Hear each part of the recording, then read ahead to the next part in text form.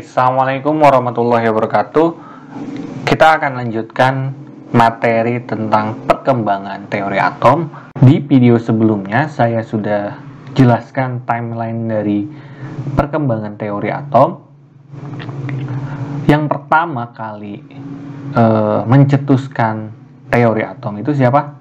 Ya, betul sekali, dia itu adalah Demokritus dan Aristoteles, ya. Nah, sebetulnya ada kisah di balik perkembangan teori atom pertama kali itu. Saya sebutnya ini drama, ya. Nah, tidak hanya di film-film, ternyata dulu juga ada drama, ya. Nah, drama tentang teori atom ini. Oke. Antar siapa sih drama ini? Ya. Jadi pertama itu ada, kita kenal Aristoteles. Oke. Yang kedua itu ada Demokritus. Oke. Kenapa muncul drama di antara Aristoteles dan Demokritus? Sebetulnya pemicunya itu adalah pertanyaan yang sangat mendasar pada materi kali ini, ya. Dan kenapa muncul dan berkembang ilmu kimia sampai sekarang kayak gini. Pertanyaannya simpel. Katanya, terbuat dari apa benda di sekitar kita? Itu adalah pertanyaan yang sampai sekarang masih dikaji, ya. Jadi pertanyaannya itu simpel sebetulnya. Terbuat dari apa? Oke, bentar ya, saya rapikan dulu.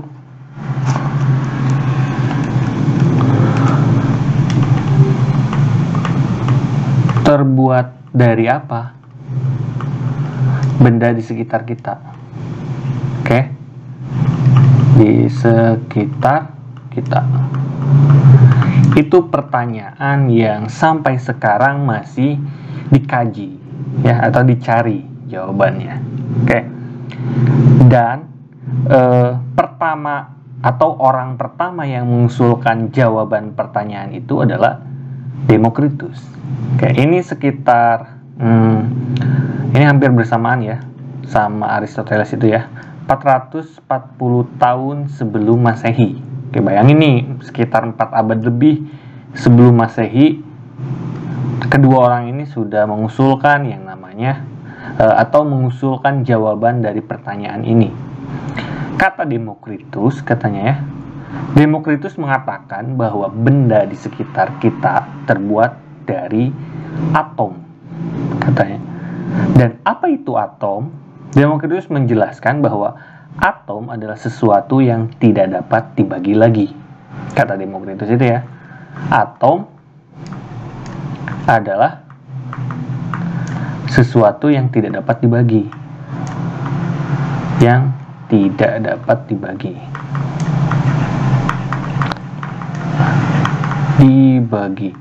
Jadi seperti yang saya contohkan di timeline, ya, di video timeline, ketika kalian punya sekotak atau sebuah apel yang dibentuk kotak lah, boleh, oke. Terus kalian potong apel itu jadi 2 dan terus kalian potong sampai apel itu tidak dapat dibagi lagi. Kata Demokritus, itu adalah atom. Oke. Untuk menjawab pertanyaan yang sederhana ini, Demokritus menjawab seperti itu, katanya. Jadi benda itu terbuat, atau ketika kita bagi, katanya, ya, dan ada bagian terkecil yang tidak dapat kita potong atau bagi lagi, itu kita sebut atom. Dulu itu katanya sebenarnya itu atomos, kata Demokritus itu, ya, katanya. Itu adalah atomos. Oke. Akan tetapi teori ini ditentang oleh filsuf ternama pada zaman itu. Kalian tahu lah, ya, filsufnya siapa? Ya, ini. Dia adalah Aristoteles. Oke. Kata Aristoteles, katanya, bahwa benda itu, untuk menjawab pertanyaan ini, ya, benda itu terbuat dari 4 elemen, kata Aristoteles itu ya. Pertama itu adalah tanah, katanya. Tanah. Kedua itu angin. Nah, udah jelas lah ya, kalian tahu kelanjutannya apa. Oke, api dan air. Itu kata Aristoteles. Oke. Dan kalian tahu siapakah di antara mereka berdua yang lebih dipercayai? Ya, tentu sekali ya. Tidak lain dan tidak bukan, itu adalah Aristoteles. Kenapa? Karena saat itu Aristoteles sangat masyhur sekali, ya, sehingga para ilmuwan ya setuju dengan Aristoteles, yang mengakibatkan teori atom ini yang akan kita bahas selanjutnya nanti ya. Teori atom ini dilupakan, oke, atau terlupakan. Kira-kira berapa abad? Ini sangat lama sekali. Padahal Demokritus itu sudah mengatakan bahwa benda itu terbuat dari atom. Dan atom itu, kata Demokritus, sesuatu yang tidak dapat dibagi lagi, katanya ya. Oke. Tapi karena kalah populer istilahnya lah ya sama si Aristoteles ini, para ilmuwan lebih menyetujui Aristoteles.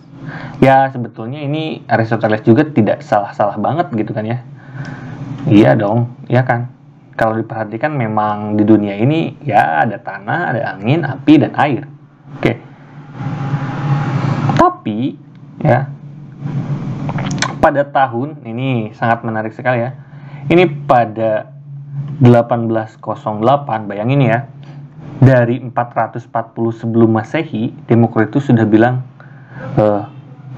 atom itu tidak dapat dibagi lagi, sehingga ini bisa dikatakan mendasari teori atom atau awal mula teori atom tercetus kayak gitu ya. Pada tahun 1808, artinya 18 abad kemudian, bayangin ya sama kalian, 18 abad kemudian ada ilmuwan yang namanya itu John Dalton. Nah ya, John Dalton. John Dalton. Nah, John Dalton ini mempopulerkan kembali teori atom yang dicetuskan pertama kali oleh Demokritus. Oke. Kata John Dalton, katanya, dia menentang teori Aristoteles. Bayangin nih, setelah 18 abad, nggak kebayang nih ya, orang-orang ilmuwan itu pantesan ya zaman dahulu itu banyak sekali cerita-cerita tentang penguasa air, tanah, api, mungkin ya, cerita zaman dulu kayak gitu kan ya. Bayangin aja selama 18 abad itu yang mereka percaya bahwa benda itu terbuat dari tanah, angin, api, dan air. Seperti itu. John Dalton datang pada 18 abad kemudian menentang yang namanya teori Aristoteles ini dengan membuktikan bahwa setiap molekul atau benda gitu kan ya, contohnya air lah ya, oke, jika dipecah katanya akan selalu terbagi jadi unsur yang sama dengan komposisi yang sama. Bayangin nih, 18 abad kemudian ada seorang ilmuwan gitu kan ya, yang mengatakan bahwa jika air, katanya, air yang kita tahu itu H2O ya, jika dibagi itu akan terbagi menjadi unsur-unsur atau unsur-unsur penyusunnya, katanya ya, dengan komposisi yang sama. Nah, ini juga menjadi awal mula nanti kita belajar tentang hukum dasar kimia ya. Oke. Jadi kata si John Dalton itu ketika air dipecah, ini H2O ya, dia akan terbentuk 2H dan 1O katanya. Kayak gitu. Ini belum ada John Dalton belum mengenal yang namanya di sini belum mengenal yang namanya ion, muatan kayak gitu ya. Ternyata atom itu punya elektron, neutron, dan proton. Nah, belum sampai sana si John Dalton itu. Oke. Selanjutnya, si John Dalton ini menyimpulkan bahwa molekul adalah kumpulan dari atom dengan unsur yang berbeda. Nah, ini katanya ya. Jadi, si H2O itu adalah, kata si John Dalton itu adalah kumpulan dari atom, katanya, dengan unsur berbeda. Dan sekarang, itu kan ya, itu betul, ya. Contohnya air, kayak gitu. Oke. Berkat John Dalton ini, teori atom mulai diterima lagi oleh para ilmuwan. Oke. Dan ditinggalkanlah, bukan ditinggalkan sih ya, mungkin ini dilengkapi, tanah itu dibagi lagi. Ini bukan apa ya, jawabannya kurang mengerucut mungkin lah ya kalau Aristoteles itu ya. Nah, teori John Dalton ini ya masih terbatas oleh teknologi zaman itu, sehingga perkembangannya itu sangat lambat sekali teori atom pada tahun misalnya ini 1808. Oke. Akan tetapi perkembangan teori atom ini berkembang pesat 100 tahun kemudian. Bayangin sama kalian nih, ini berkembang lagi sangat pesat 100 tahun kemudian. 100 tahun kemudian artinya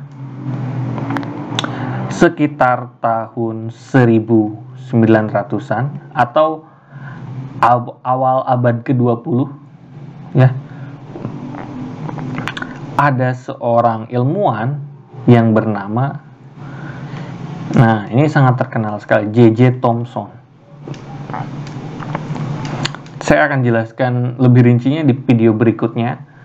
Ini secara bersamaan, hampir bersamaan, dan Eugene Goldstein ya. Si J.J. Thomson ini menemukan elektron. Oke, sedangkan Goldstein menemukan proton.